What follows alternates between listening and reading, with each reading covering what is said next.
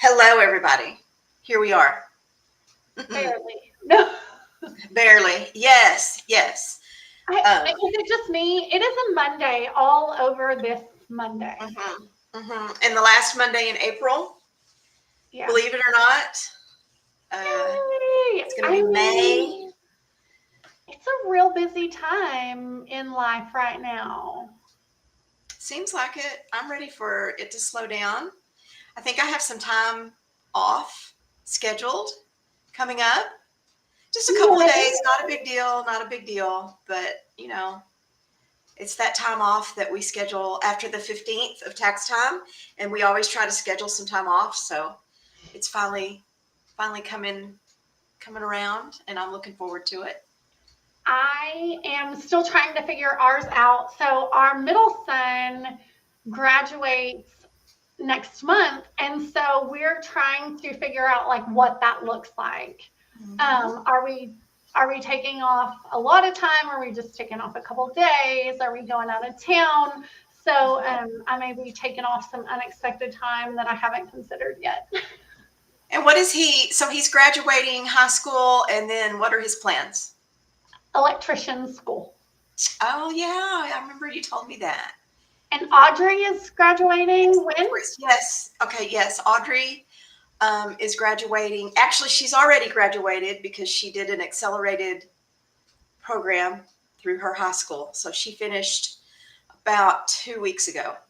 But the graduation ceremony is coming up the end of May. And she is off to the University of North Texas in Denton. Yay! And she's excited about that. So she's got orientation coming up in, I think, mid-June. And she's already registered and ready to partake in all of the activities and get going there. Oh, the activities are so much fun. Tell her don't skip out on like the welcome week stuff. Like go out, be the traditional freshman, and like, yeah, it's weird, but like just do it and make some friends. I think she's looking forward to it. She's wanting to have the full-on college experience for her freshman year at least, and then we'll see how she feels about it after that. So, but she's really excited. She's been really proactive about her registrations, getting them all the info they need, getting her finances all in order, and just getting everything done. She got a scholarship. She's ready to go. So we're really, really proud of her. So kicking butt, taking names. Hopefully, yeah, hopefully. So we're a little nervous, but yeah. It's so much easier for me because like our oldest, while he went to college, he still lives at home because we live right, because it's right down the street. Yeah. And so I'm not ready for my kids to go off. So I feel you so much when you're like, we're a little nervous because I actually dread it a whole lot when my kids grow up and move out. I'm just going to say that. What'll be neat, I mean, I know you and I already took this personality test or this temperament test. So when we're talking to Melissa about it here in just a few minutes, maybe it'll be neat for us to kind of try to pigeonhole our kids and see where they might fall. Oh my I hadn't thought about that until just now, to try to see if we can figure out where they are. Okay, but you want to know what's so funny? And I think this will come up in the discussion is like how much of what we do or we perceive about other people might be them masking. And so like it's nice. When I took this temperament test, I was like, oh, well, other people would say I'm that, but I wouldn't say I'm that. And so I wonder if this is part of the whole point of the conversation is that we sometimes really misunderstand everybody else's intention. I don't know, but we're going to find out. So I can't wait to talk to her. I know. We're going to roll the intro and we'll bring her on. So here we go.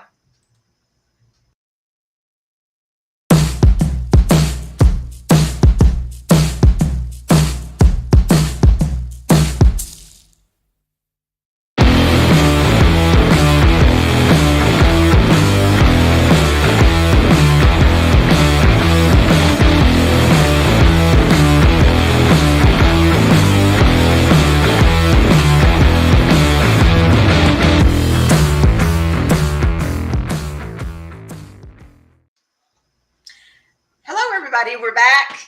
Welcome to episode, I think this is 14 Yes. of the Down Home Texas Small Business Show. I'm Tammy Fisher, an enrolled agent. This is... I am Amanda Adams, the CPA.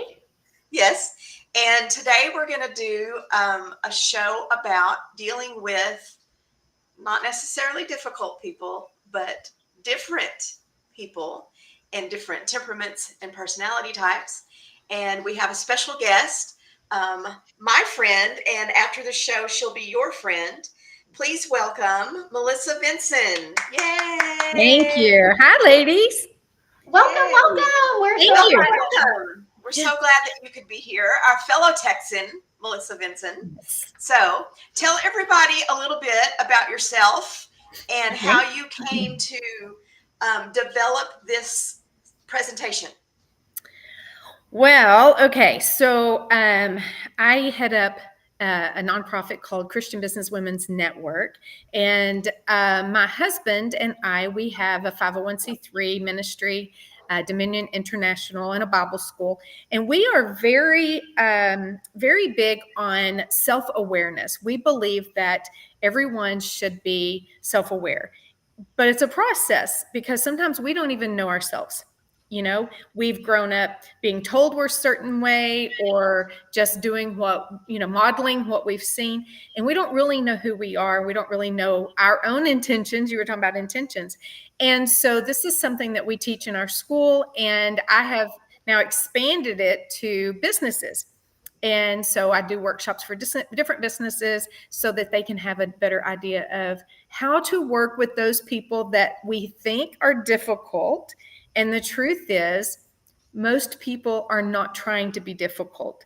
Most people are misunderstood. Amen, amen, amen. Preach, hallelujah. Okay, that's true. Yeah. All right. So Amanda and I took the temperament test beforehand, and we put the link to it in the visual so people could see it beforehand. I can share that. Let me share the visual of it here for people to see. Yeah, that we can do that. I guess people can see that. So walk us through how to take the test, what the general idea is. Okay. So this is kind of an abbreviated test. There are different variations of it out there. This is one that I like to use because it's quick and concise. I always ask people to time yourself if you're going to do this so that you don't overthink, because a lot of us are overthinkers and we'll go, am I this? Well, maybe I'm not. Well, maybe I am. Well, some people think I am. And I'll also say, don't ask someone else their opinion. Take this by yourself. Time yourself. 5 minutes is plenty of time to take this. And what you do is you go through, and with each of the tables that you see on here, you just go through and you mark, however you want to do it, every word or series of words that describes you. And it's very important that we be honest with ourselves. It's easy to say, well, I want to be organized, right? But the truth is, I am not. And so that's another thing that's important, is that when you take this test, be very, very honest with yourself about where you are right now, not where you want to be or where someone else tells you are. But we know ourselves. We just have to really be honest sometimes. Okay. All right. So we mark. Okay. So we got to be honest. Gotta be honest. Set a 5-minute timer. Set a 5-minute timer and just go through and mark what are our traits. Yes. Okay. Yep. On every table. On every table. 1, 2, 3, and 4. Yep. There are 4 tables. And once you do that, then at the bottom of each table, you see that shaded area, and it asks for the total number of words or phrases. So you're going to count up how many you marked in each table and put that number there. Okay. So each table is going to have a total number. Okay. And then what you're going to do is you're going to flip it over, and on the back side or on page 2, however, it's probably a 2-page PDF here. What you're going to do is you're going to take those numbers and you're going to move those numbers to the table, the correlating table on the other sheet. And that's Okay. going to give you an idea of what your top temperaments are. Someone said, I took it in 30 seconds. Is that too short? Not at all. No, some people take it in 30 seconds. Some people, and everyone's different. I'd be interested to know the person who took it in 30 seconds if they're a choleric. I'd be interested to, curious about that. So, Okay. Because, okay. And so so how often do you find that people are really close to having the same number of traits in more than one category? it happens often. It Okay. does. Ideally, we would love to have an even number across the board. I would love Yeah. to be that well balanced, I would say. But yeah, it happens. It happens frequently. Now, Uh-huh. the interesting thing is which two are the closest ones, because you respond and you react and you do things differently based on the combination that you have also. Okay. Mhm. Okay.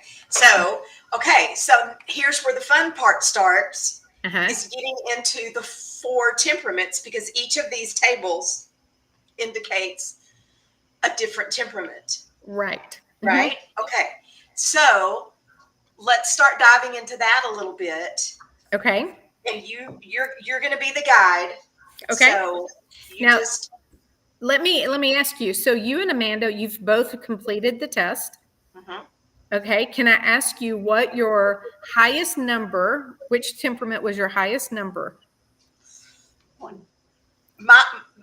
my highest one was table number 4. Table 4, which is, I don't Um, see the second page. Oh, okay. Now I need to go down here. Okay, hold on, Go ahead and people. go to the second page. Uh-huh. Okay, so here's what the tables are. Dependable. Yes, she's dependable. Followed very closely, though, by table number 2. There was only a 1-word difference between the two of them. Okay. So you are a phlegmatic, and then table 2 is a sanguine. Phlegmatic sanguine. Okay. Okay. And Amanda, what was your top one? I'm choleric. Okay. There's nothing wrong with that. Okay. Okay. What was your second highest number? They were all 3 of the rest were the same number. Interesting. Okay. Now that I don't see often, but that is interesting. Okay. I was very like, what is this? Yeah, that's interesting. Okay. So let's go. I broke it. You what? I broke it. No. You did not. Okay, so let's talk about these, about each one, what it looks like when you are, one of the tempers. Now, everybody's going to have all 4 of these. We all have a mix of them, but we're going to talk about each one as your primary and what that looks And I'm going to switch out. I'm going to switch out your graphics. So like. Okay. just bear with me just a second. Sure. I'm going to figure out how to do that. That's all right.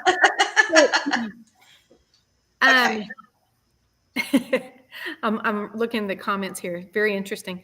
So one of the reasons that I encourage people to use this in their businesses is because when someone applies for a job, okay, let's just be real here.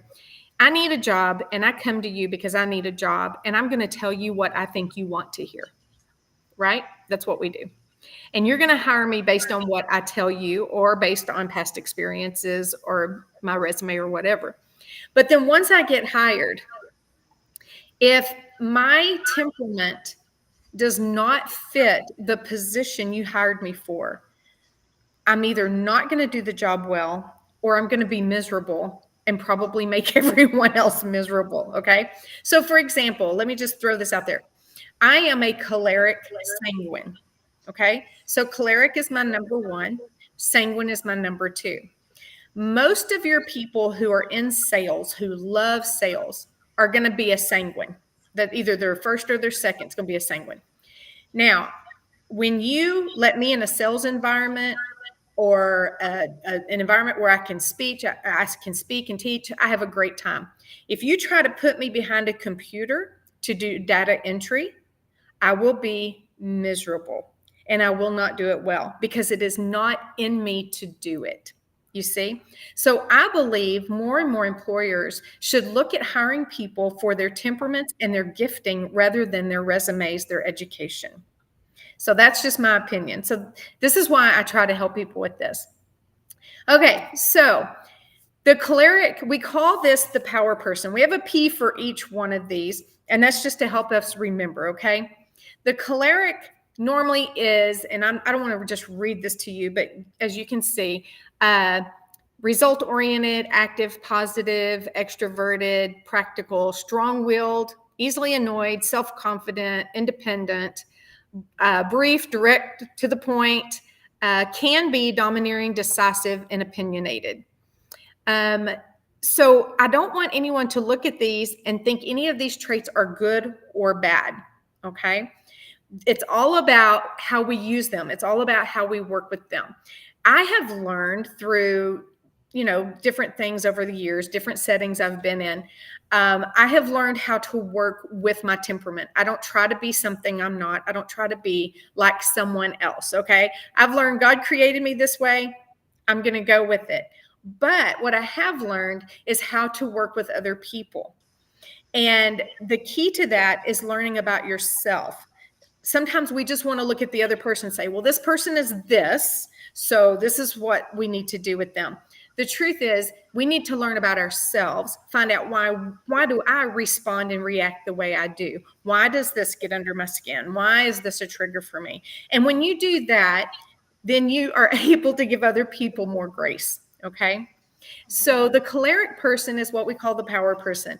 The choleric person is often going to be your visionary. It's going to be the person who is leading something, heading something up, starting something. They're a big picture person, okay?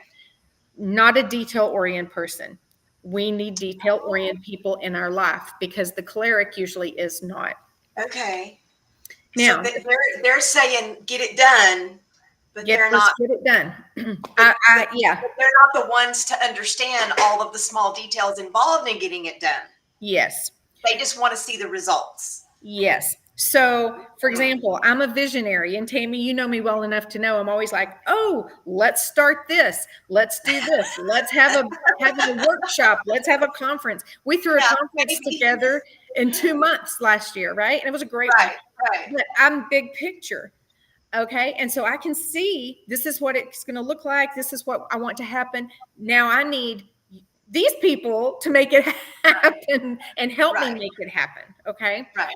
Now, what I have learned about myself is that when I am in task mode, and cholerics tend to be very task oriented at times, when I am in task mode, I have to be careful about how I communicate with other people, because someone's saying, let's have a retreat, we can retreat. Let's do it. I'm always up for it. Okay.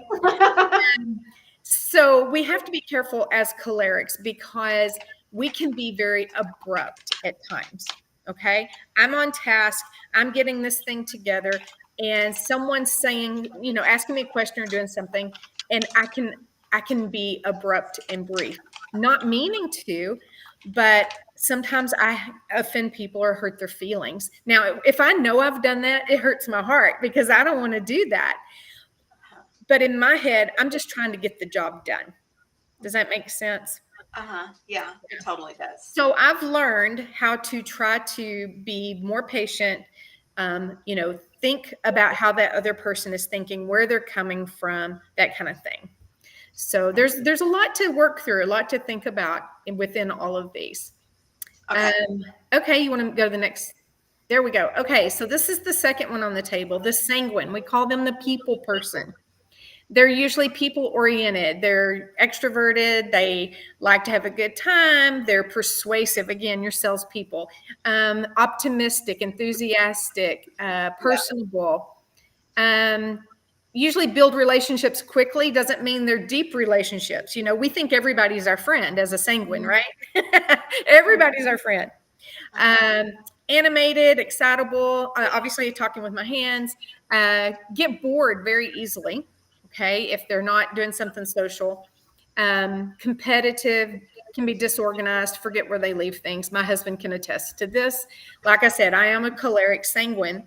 And it's funny because my husband always says, you want to put together, organize, and throw a party, invite everybody to come, but you want everybody to have fun your way as a choleric, which is, that's kind of going over the top, but that's a little bit how we think, is as a choleric, I want things done this way. Here's how I want it done. But as a sanguine, I want everybody to come in and have fun and do it my way. And so I have to be careful about that too. The thing about being a sanguine is sanguines are a lot of fun to be around, and they're really good at pulling people together and saying, hey, y'all, come on, let's get this done. Let's do this together. Let's work together. They like work settings where they can collaborate. Sanguines won't do well in isolation at all. That would just be terrible for them. I was in a job many years ago where I was in an office, multiple floors, lots of women in the office. And I enjoyed when the mail came in the mornings, taking it to all the other offices.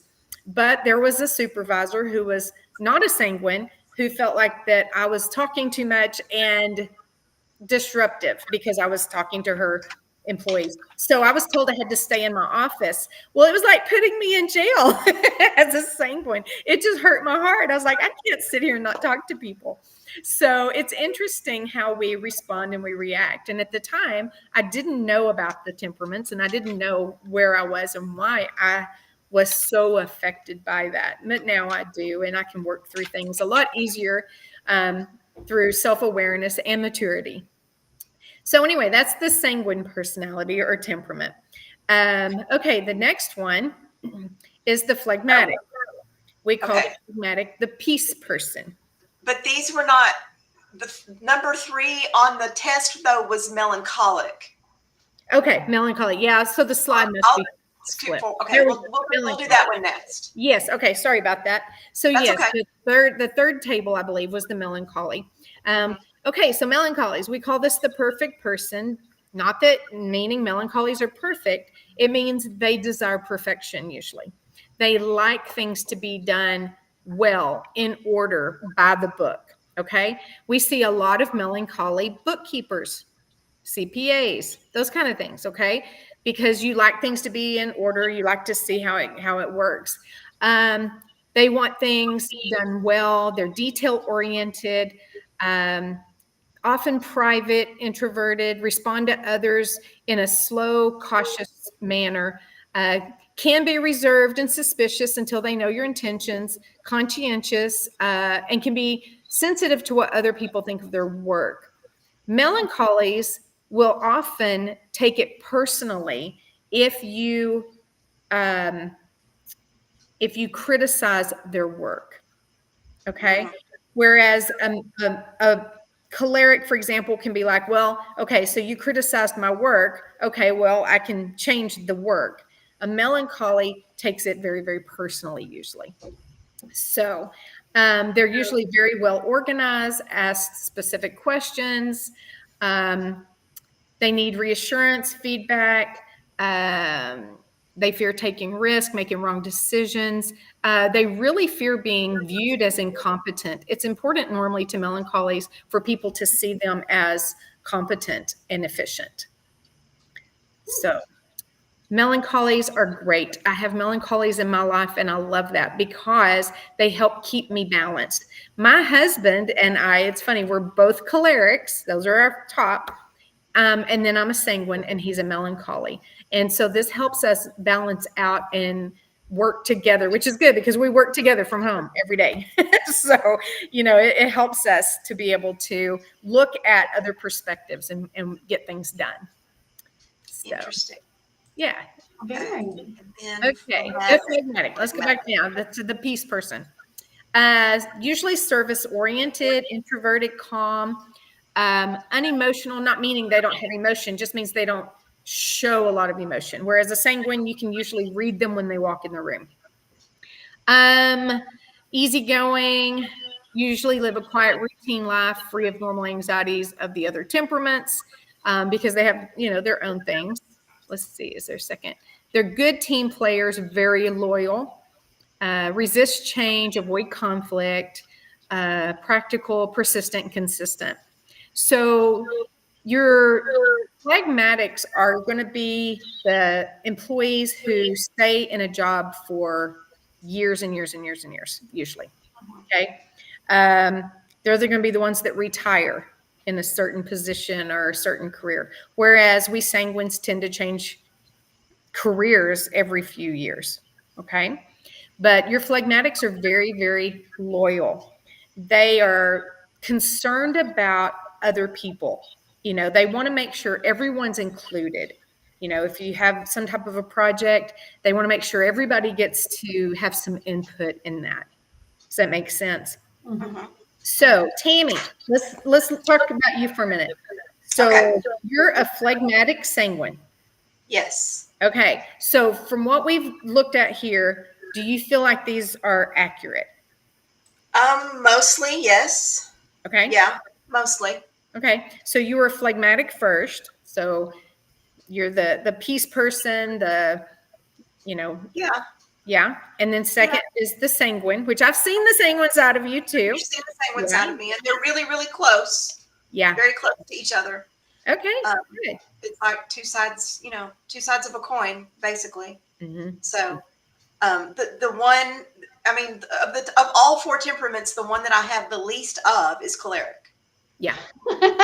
Yeah. And that's okay. That is absolutely okay. Yeah. Yeah. Yeah. The least I have is phlegmatic. So that's why we're friends. Maybe that's why we get along so well. That's right. That's why we're friends. Maybe so.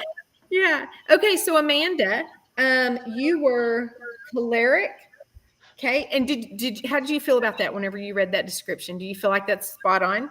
No, it's pretty spot on. Some of the words, like where you choose about yourself, I'm like, yeah, that's not true. But it was still by far the highest one. Yeah. And so I think part of it for me is just the preconceived notions of what that means, especially when people say like a power person or whatever. Right. Power hungry comes to mind. And so I was like, no, I don't want that. So when we started going through it, I was like, oh, that's not what that's saying at all. Right. And so I was like, okay, I can be okay with that. Yeah. Sometimes we do. We read these and it gives us a little bit better understanding. Now I've learned that because of the way I grew up and because of a lot of past history and trauma and things like that, my choleric became almost like, it's not a mask because it is truly who I am, but it almost became, what's the word I'm trying to think of? Like a self-preservation thing. Like I used it when I was younger. Whenever I would become defensive, I would become overly dominant, overly, domineering and that kind of thing. If I felt threatened or I felt afraid, the choleric would really, really come out strong. And the thing that I encourage people to do is to think about not just your temperament, but think about those things. Sometimes we can look at how we react to something, and that can be a clue to where we might need some healing, okay? Where we might have had some trauma or where we learned to protect ourselves at some point, okay? And so I'm not going to say I'm not as choleric as I used to be, but what I will say is I am more aware and I know how to work it better than I used to and how to control some of that. Nothing wrong with being a choleric. Cholerics get things done. Cholerics have, like I said, they're visionaries, those kind of things. But we have to learn how to manage some of those characteristics. Years ago, I had a retreat that I had organized, I'd put together. Again, big picture, I'm thinking about the whole thing. We've got to make sure everything's on task and everything's here and everything's done. And I had a very sweet lady who was, she was a melancholy, who was decorating the tables. And so I'm over here thinking about all these things, the schedule and the speakers and all this. And she's decorating tables. And so she's calling my name and I'm trying to do this. And I hear my name, Melissa, hey, Melissa. And I said, what? And she said, should I put the pink tablecloth here, the green one here? Or should I put the pink one here, the green one here? And out of my stress of I've got all these things to make sure everything happens on time, and out of my choleric temperament, I very abruptly said, I don't care. And really hurt her feelings, really hurt her feelings. And I felt so bad later. And what I realized is that I went to her and I said, it's not that I don't care about you or what you care about. I honestly just don't care about the tablecloths, and I gave that job to you because I knew you'd care about it. So I trust you to make that decision. You see? But I've learned when someone does that now to stop what I'm doing and think about where they're coming from and try to, respond differently. Cholerics can be very reactive. And my goal in life is to be less reactive and more responsive. So that's a good way of putting things. Yeah. That's a good one for all of us, really. It is. Sometimes when we react, we react in ways that aren't, aren't really as pleasant as they should be. So if you learn to respond rather than to react. But when you know the other person's temperament and you know where they're coming from. I held a workshop a few years ago for a group, and one of the ladies there said that she had an employee that was just driving her crazy. She was really having a problem working with him.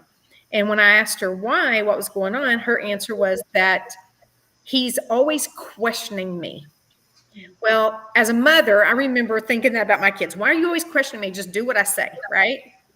And as we talked a little more, what I found out was that she would give him a task and take it to him and say, I need you to get this done.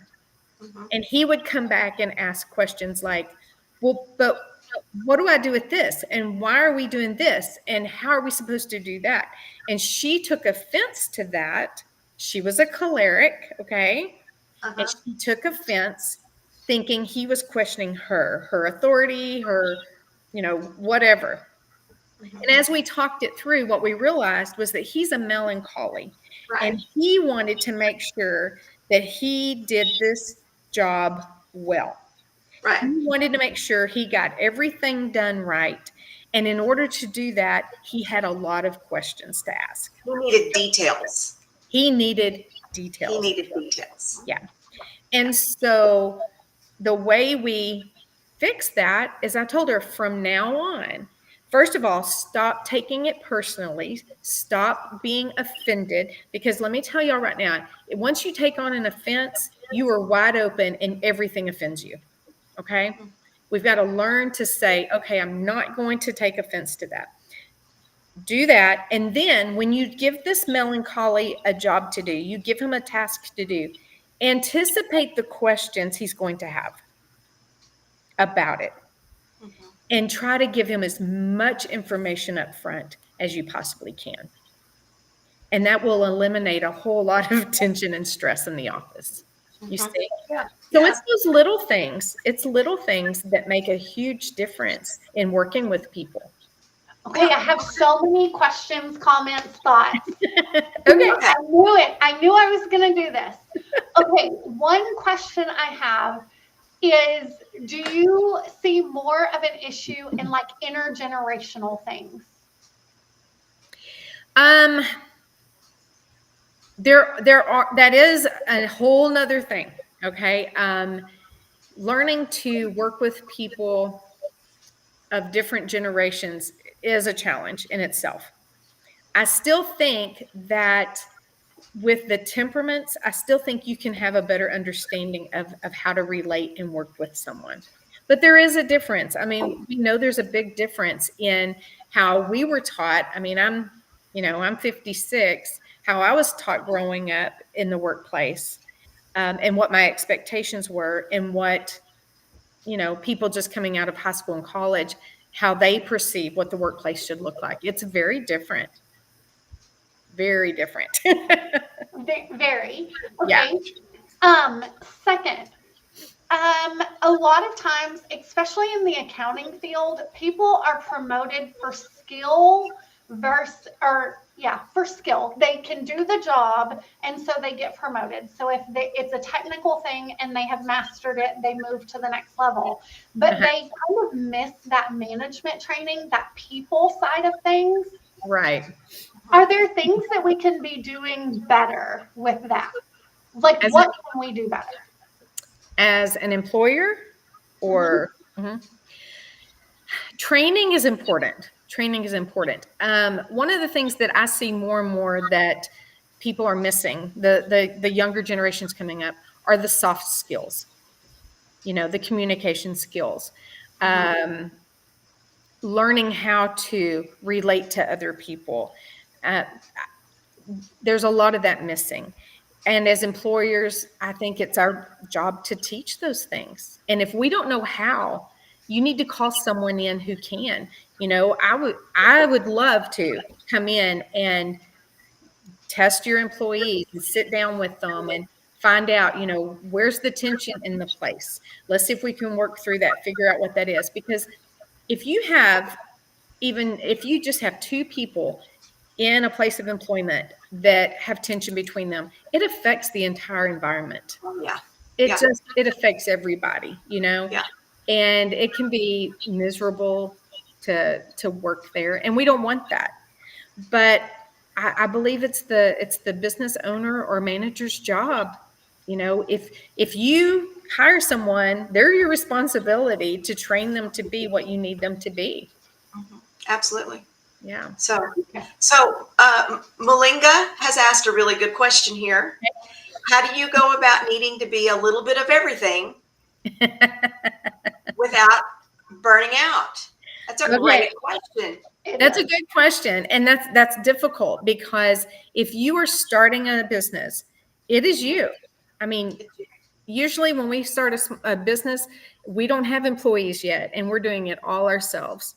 I will say this: figure out what your gifts are, and where you're not gifted, find someone who's gifted in that area. Okay. For example, I am not gifted with social media.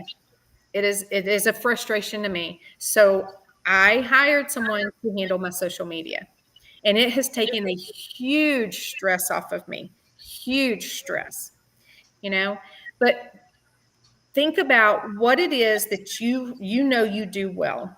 What is it you don't do well at all? And if you can delegate that to someone, do it. If you can trade services with someone, this is something people need to think about in small businesses. When you're starting a small business, you don't have the money usually to do all the things and to pay for everybody that you need. To a marketing person, a web person, a social media person, your accountant, all these things. But there are a lot, and I'm saying women because that's who I work with. There are a lot of women out there who will trade services, who will say, this is what I need, but this is what I can do. And if we can learn to come together, and that's what Christian Business Women's Network is all about. We do this. We come together and we're like, okay, what are your needs and how can I help you with that? Where can I fill in the gap? And if we can do that for each other, it will benefit everybody. Right. Yep. Great question. Disclaimer, those may be taxable services. That's true. And I see someone else asking about burnout. We burn out when we try to be everything to everybody. Yeah. When we're trying to be everything to everybody. And y'all, we were never created to be or meant to be everything to everybody. We're just not, And I think we put such high expectations on ourselves as women that we burn out really quickly. But here's what happens is we're burned out and we don't know it because we're still going, pushing through. I remember even in high school being taught, push through, just keep going. And we don't need to push through. We need to ask for help. And there's nothing wrong with asking for help. Nothing wrong with that. Just say, hey, I need help. This is where I am. I would love to sit down with you over coffee and go through, and I have evaluations about you and your business and say, okay, let's talk about where you are. What are you doing? What is your passion? What's lacking? Let's see if we can do something with that. And if I can't personally do something, I probably know someone who can help you. Okay. Right. Because we have a big network and I know a lot of people. And that's why I love what we do, because we need each other, and if I know, for example, if I know someone and I know you're a choleric sanguine, I can probably bet that your desk is unorganized, your taxes are unorganized, your schedule's a mess, because that's me. Okay. Yeah. So I know who to send you to. I'm like, okay, you need to talk to Tammy. Yeah. Mm-hmm. We recently had a mastermind event and Tammy was there and it was so good. So good. I was going to mention that's a really good example of just not just the CBWN organization, but just belonging to a networking or a support organization like that. It's like, when you find your people, you find your people and you just know it. So that's what I suggest, especially for women business owners or women in business, to search around and see if you can find your group of people. And if you can't find them, start your own group. Sure. Right? Yeah. Start your own. Start looking around in your community for other people like you, because they're out there and they're looking for that support as well.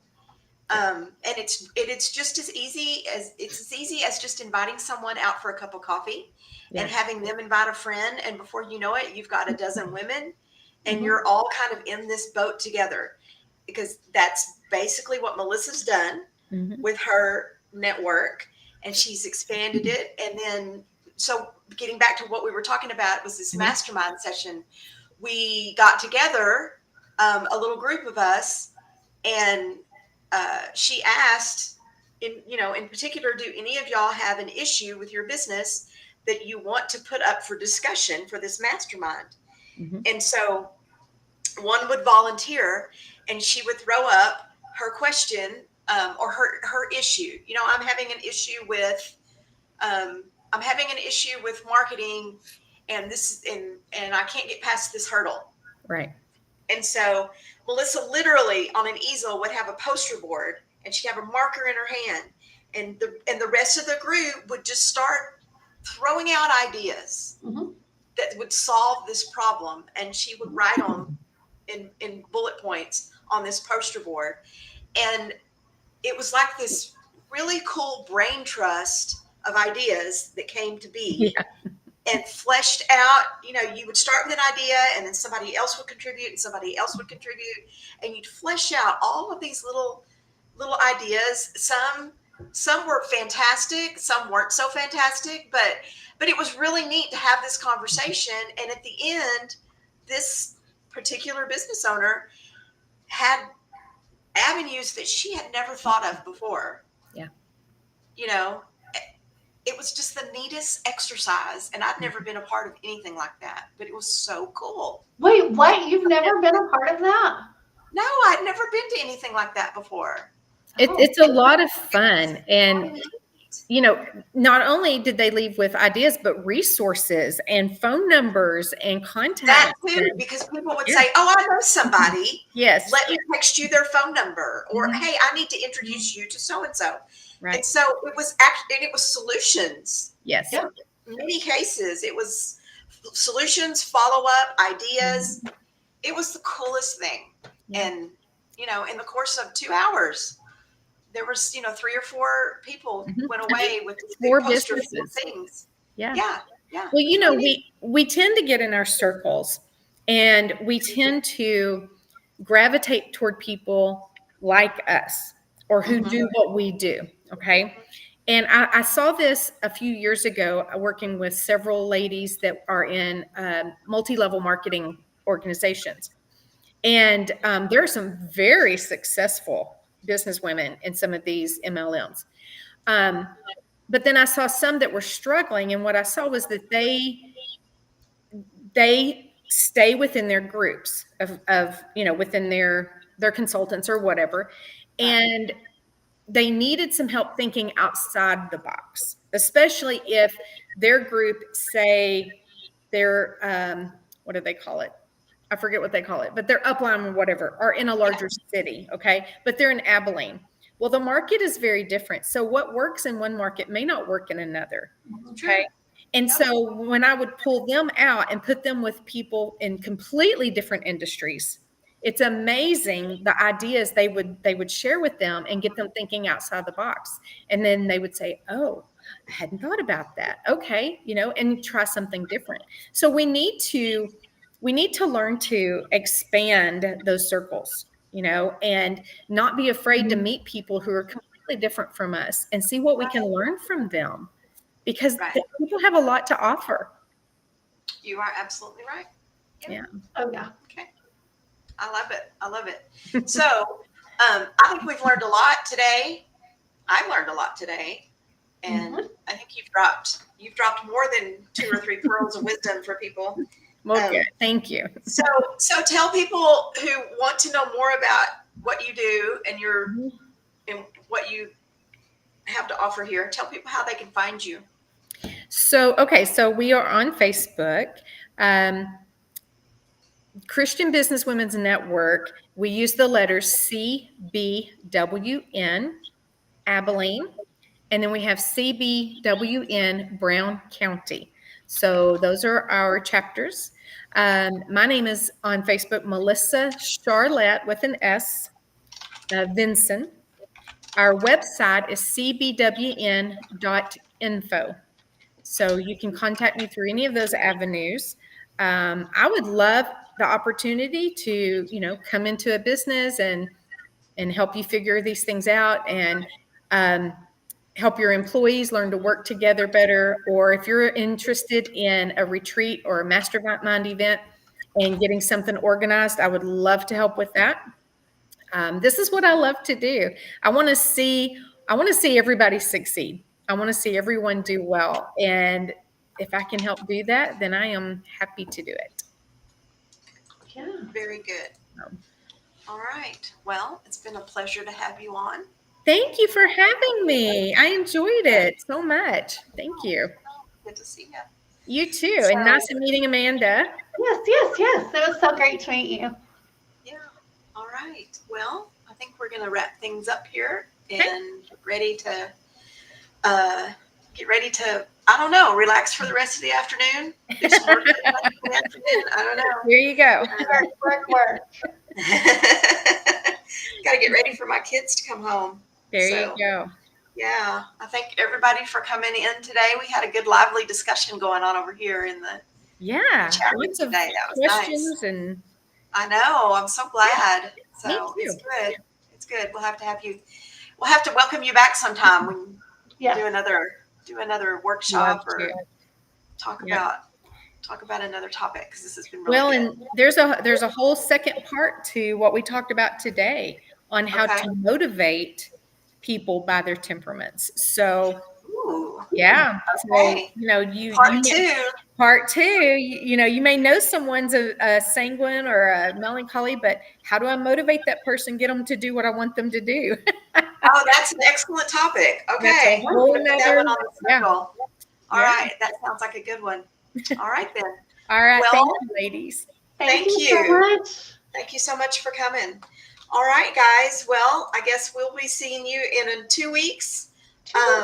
2 weeks, and we're coming to you next time with a topic about, let's see, it's going to be about productivity and different applications that we use to keep ourselves streamlined and more organized and to get the most out of our day. So that'll be a really good one for y'all to come and join in on. So Yeah, we Until then. cholerics need that for sure.